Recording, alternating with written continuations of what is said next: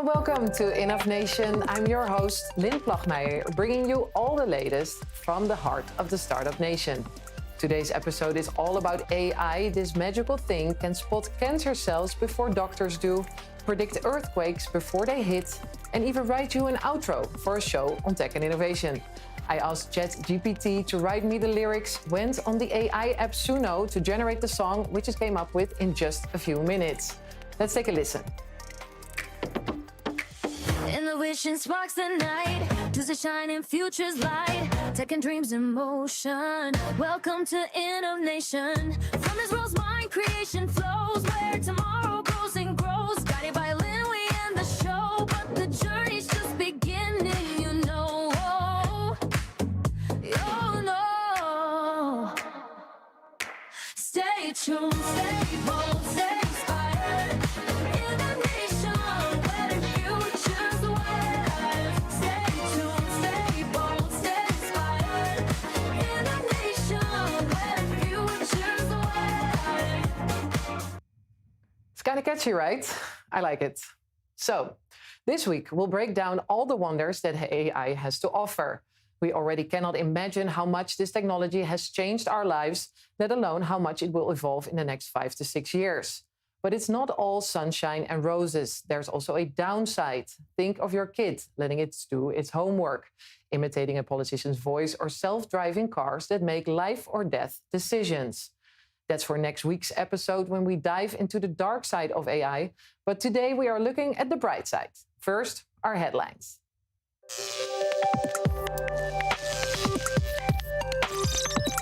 The Israeli answer to ChatGPT, we speak to AI21 Labs about taking on the world's biggest AI platform. We visited an Israeli tech company that's making smart collars to track pets' health and spot problems before owners even notice. And there's a new hip-hop star storming the charts, but she's not your typical artist. We'll give you the details.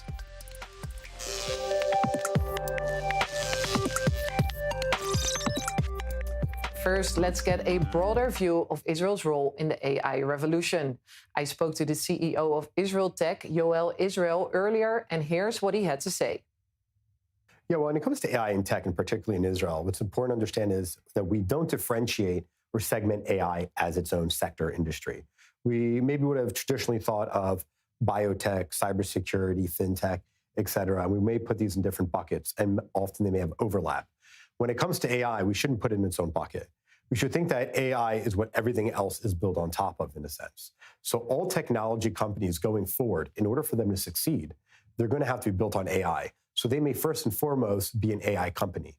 So even if, let's say, it is a fintech company and the solutions are related to fintech and finance, will now, going forward, be built on AI. So it is the basis of everything. All right. I think that's a good thing for our viewers to know, because when we think of the Israeli tech industry, you think of either fintech or blue tech or deep tech or soft tech, or there's so many techs, but everything is AI based, basically.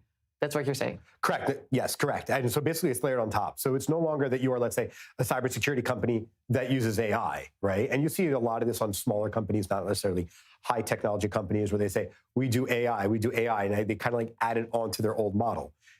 Real technology companies, especially that are being built here in Israel, they're first and foremost being built on AI, and then the solutions and the industries that they solve for is built on top of that.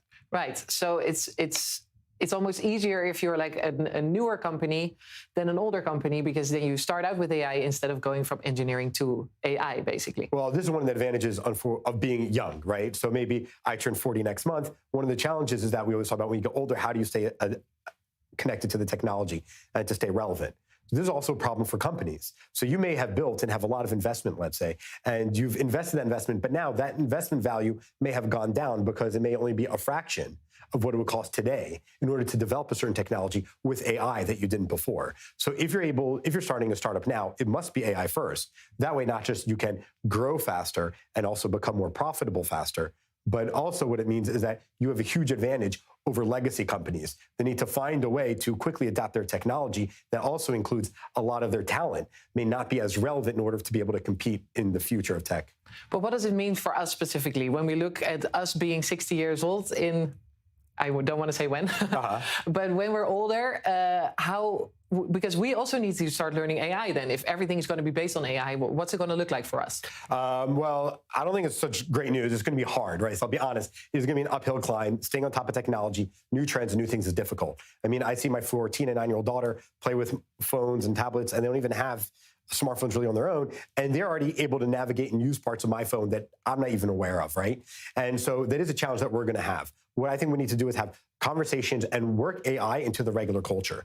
Just like we may think of that, in order for us to be able to advance in your career going forward, for most professions that have to do, let's say, that aren't domestic only, you need to know English. The same thing is you need to understand AI. May not need to know it extremely technical. We're not talking about necessarily being an engineer or developer, but we are talking about being able to use the tools, talk the talk, and when people are talking about AI, you can understand what they're talking about. Just like in your unique industry, when people are speaking in English, you need to understand what they're saying too. Yoel Israel, thank you so much for joining us today. Thank you, I-24. Thank you, Lynn. Well, we all know OpenAI to be the literal answer to all of our questions. You can use it as a personal assistant. You can use it as your therapist. Not that I have ever done that, of course. And it basically provides all the knowledge from all over the world, just one click away. We all know ChatGPT, but is Israel also in the race when it comes to this groundbreaking technology? Now we're joined by Tal Goodman, Head of Product Inspiration at AI21 Labs. Your company is developing something that can be called an Israeli answer to ChatGPT. Is this a chatbot service for consumers or it's for companies? That's a great question. So we're similar to ChatGPT in the sense that AI21 is one of the handful of companies in the world that are developing their own foundational models, so their own large language models. But while ChatGPT is focused on consumers, we are really targeting the enterprise. And enterprises have this whole different range of needs from AI than consumers. For example, what we've seen is that two things that really set apart enterprises is one, the fact that their workflows are very complicated. So it's not just, I want to write a thank you note for the teacher, or I want to get like a good recipe for a pizza. I need to go through a process where I look at lots of different reports and I consolidate lots of different data feeds, and then I have an output. So those multiple steps. And the other thing is that it really needs accuracy. And so a lot of what we're focusing on is building AI systems that know how to support these two things. But how do you do it then specifically? Like how is it different from the large language models that ChatGPT uses, for instance? So we've recently launched our own, so we have this family of models that we've launched a year and a half ago called Jamba, and we recently launched one that actually runs on your computer. It's it's the world's tiniest, smartest model, and that addresses things like privacy. For accuracy, we recently announced what we call AI21 Maestro. So AI21 Maestro is an agent framework. Agents are AIs that knows how to do complicated work. You give them a task and they figure out how to do it. And what Maestro does is that it uses other models as well. So you can use ChatGPT, you can use Anthropic's model, you can use our own, but it runs them through a process where it understands what you request of it, and then it breaks it down into a plan, and then it verifies and uses models again and again to get the most accurate result. Okay, so if we zoom out, you're an Israeli company. Where is Israel now in the AI race? Are we lagging behind or are we catching up? Yeah, so that's a bit of a loaded question. We have a ton of potential. Okay, the talent base here is incredible, and I think that what we did with cyber, we can definitely do with AI. There's a lot of work to be done, and it's beginning to be done. Erez Askal was recently appointed as like chief AI person of Israel, and there's going to be budgets that are allocated to this. But yes, there's a lot. I mean, there's a lot of potential here. Great. Tal Goodman, Head of Product Inspiration at AI21 Labs. Thank you so much for being here. Thank you. It was a pleasure being here. Well, if you've been to the neighborhood of Florentine in Tel Aviv, it might not come as a surprise that Tel Aviv is the third most dog-friendly city in the world after San Francisco and Amsterdam. So the startup nation naturally had something to offer to take care of these furry friends, introducing PetPace, an Israeli high-tech company using smart collars and AI to track pets' health and spot problems before owners even know this. Host and correspondent of our French sister channel, Christopher Barolin, tested it out with his dog, Nova. Taking care of your dog isn't always the easiest thing to do. He won't tell you himself if he's feeling well, when he's in pain, or if he has a problem. This is especially true since our pets tend to instinctively hide their pain. And this is where the Israeli startup PetPace comes in. They've developed a connected collar that allows you to monitor your pet's health, which we'll be testing together on my dog, Nova. So it's a simple collar that looks like every other collar in the world. You put it on like you would any other collar. You don't need any preparations. And it is designed to be worn long term. And you can go in the water and everything. It can go in the water. It's waterproof. It's ruggedized. It's designed for long-term use. It's comfortable. It's non-invasive. And for her, she feels like okay. Yeah, you can see it's just like you would any other collar. But it's special because there are sensors all over the inside of it. So it continuously, yeah. So, right, the sensors are all along these plastic wings here. And this is where the electronic box and the antenna and the battery. And it continuously collects her vital signs and other biometrics like temperature, pulse, respiration, HRV, which is a measurement of stress, activity, posture. So we can tell if she's sitting or standing, if she's lying on the right side or the left side. We can see everything she does in real time. You can get all this data into an app 24/7, wherever you are. This data is accessible from the very first moments after the collar is fitted. And over the days and weeks, the artificial intelligence developed by PetPace will analyze a variety of pieces of information. All the important metrics are here: pain, sleep quality, HRV, a measurement of stress, activity, pulse, wellness profile, and also her health profile. When it's green, that means it's fine. When something is red, that's an indication something is not right.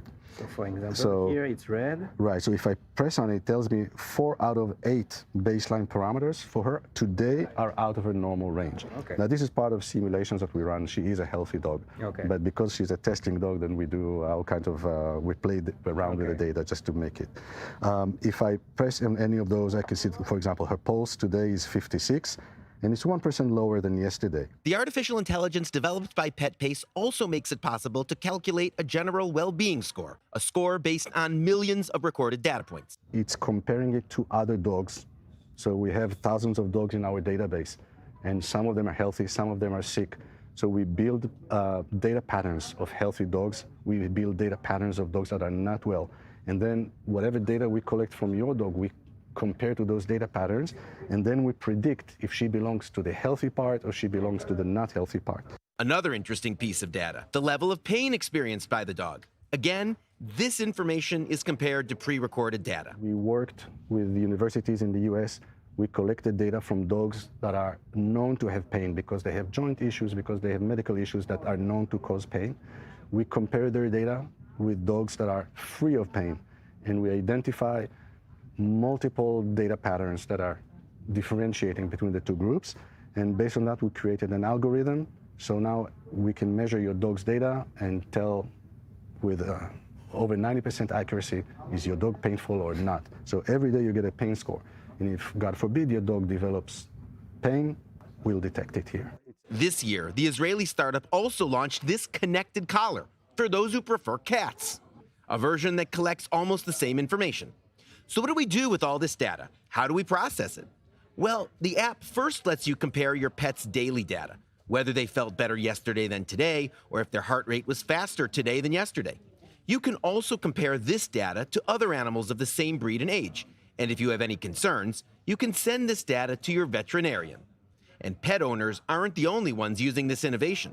It's also for vets in clinics, for looking after their patients after surgery, before sending them home with patients after clinical treatment and monitoring them, and also for researchers in companies and also in universities, companies that are doing research for pets on different products and medicine and so on, and universities are using our collars for research, collecting data, downloading it, And we have tools for research, tools for vets that are specifically and unique for the research purposes and for doing the studies.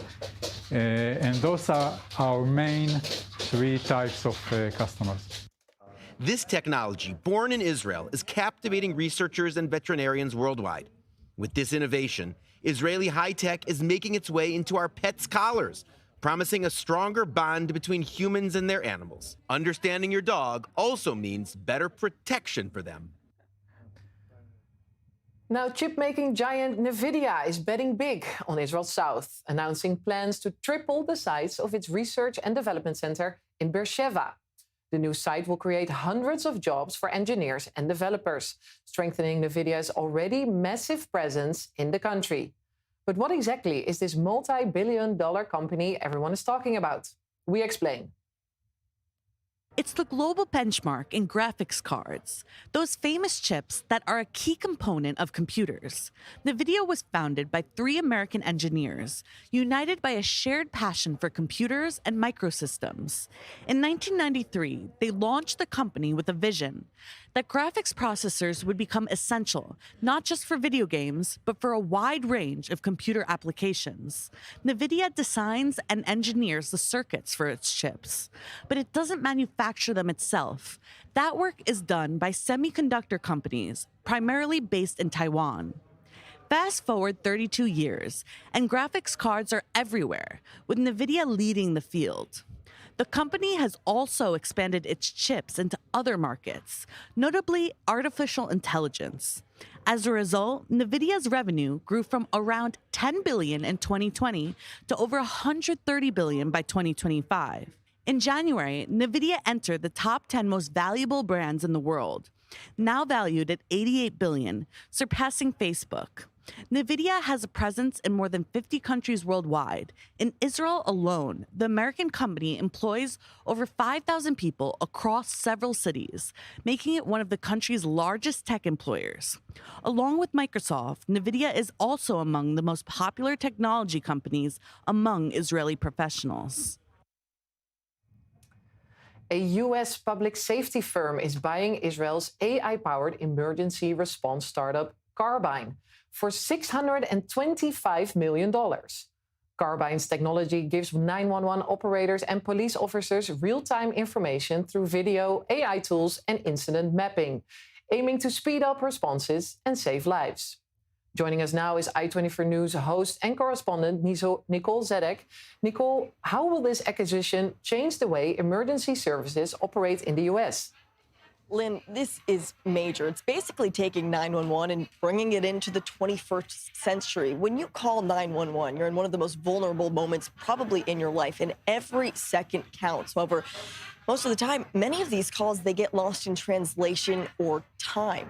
And those minutes, they're crucial. That could be the difference between life and death. And so that's why this new Carbine technology is so crucial. Basically, what it does is it's a cloud-based platform. It connects callers with emergency dispatchers through live video, pinpoint GPS, real-time transcripts, and even instant translation tools. And this is interesting, Lynn, because oftentimes the translation, if you're calling from a vulnerable community, there's going to be a language barrier. And once again, as I said, every minute counts. And so if they have this real-time translation, there's not going to be any miscommunication. Also, many of these callers, they're stressed. They don't know their exact location. This streamlines all of that. And so it truly is crucial. Also, the fact that it's being picked up by the U.S. public safety tech firm Axon, this is big in itself. This is basically the same company behind the police body cameras, tasers, already has a huge platform in the United States. So by joining Axon's technology with this acquisition, we could truly look towards the future where this technology could link emergency calls to their body cam feeds and truly paint a full picture of moment for some of these emergency response teams, Lynn. Nicole Zedek there, thank you so much for breaking that down. A new name is shaking up the music industry and raising big questions about the future of creativity. Her songs are charting, her fan base is booming, and her record deal is worth millions. But she's not your typical artist. Natasha Kurchuk reports on the voice behind one of the most talked about stories in music right now. The singer that you're about to hear has become so popular that she's just been signed to a multi-million-dollar record deal. But here's a catch. She doesn't actually exist. This is Shania Monet, and she's the first known AI artist to earn enough real radio airplay to debut on a Billboard radio chart. She's already appeared on multiple charts, including hot R&B songs for this song, How Was I Supposed to Know? Just have a listen. How was I supposed to know what love looked like when daddy never showed me what felt right? How was I supposed to set the bar when I ain't never seen no man fight for my heart? Now, Shania Monet was created by Talisha Nikki Jones. She's a poet from Mississippi who writes all of the lyrics and then uses a generative AI music program called Suno to create the sound and visuals. Her profile on Apple Music describes this singer as a soulful, church-bred R&B singer in the vein of Keisha Cole, K. Michelle, Mooney Long. And since releasing her first song this summer, Monet has dropped 2 full projects, a 24-track album and a 7-song EP, and she has already built an audience of over 146,000 Instagram followers. Now, her manager insists that this isn't about replacing human artists, but not everyone agrees. Singer Kehlani, for one, blasted the idea and now deleted TikTok, saying there's an AI R&B artist who just signed a multi-million-dollar deal and the person is doing none of the work. And that's really the heart of the debate. Is this innovation or is it just imitation? Because whether you're excited or uneasy about it, one thing is clear. AI is not just writing songs anymore. It is performing them, charting with them, and now getting paid for them. Also, such a catchy song. I like this AI-generated music. All right, so from US to the world, I-24 News correspondent Jodine Televits joins us now to take us to the latest developments around the globe. Starting with sitcoms made by AI. Jody, what can you tell us? So yes, this is pretty fascinating. In China, creators of ultra-short microdramas are turning to AI to create and build entire episodes of series, some as short as 30 seconds. One series called Strange Mirror of Mountains and Seas has already racked up 50 million views, and its creator said that AI handled basically everything. That's the creation of actors, backgrounds, soundtrack, even characters like dragon monsters. It means that these high-impact microdramas are cheap and fast to produce. They can be made in just a few hours and at a fraction of the cost. Creators say it's a way to keep up with the huge demand for content. Of course, critics are saying that it's just another step toward replacing actors and writers, but others in the industry are saying that they see it as a new opportunity, like training prompt engineers to build and guide AI. But is it like anime or is it it's something different? Or it's like animated? It's animated, of course, but it's looking more realistic than ever before, I think. And for now, audiences don't even really seem to mind. They kind of like the rough visuals. It gets them hooked and it feels a little futuristic, which is always interesting. Well, it sounds kind of interesting, I agree. I can't wait to see it, actually. There's also something with fridges, because they're also getting smarter. Yes, so we are still in China. And these Chinese people, really, they have all the good stuff, honestly. They do. They're really getting ahead with their AI. It's actually a smart refrigerator. And it was now released at an expo in Shanghai. It can recognize up to 37 different kinds of food and take this and create recipes and even show you and guide you on how to make different things with what you have in your fridge. But I think the biggest story here is how AI is quietly embedding itself into our lives, and we're not even really realizing it. It's in our homes, our routines, and how we work. So it's not really about gadgets anymore. It's about a smarter lifestyle. Suddenly, everything seems a bit more futuristic. And while it's exciting, it makes you ask, how quickly will our homes, our jobs, and our day-to-day change with AI?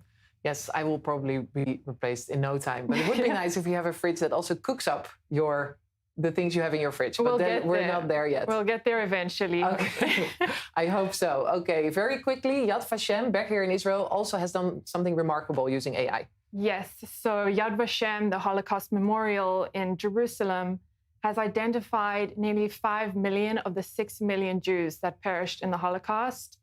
And while the fridge and the smart tech stories we've been talking about, changing daily life, are really interesting, this can show how AI shows the painstaking and deep human remembrance of life and how that can really help us too.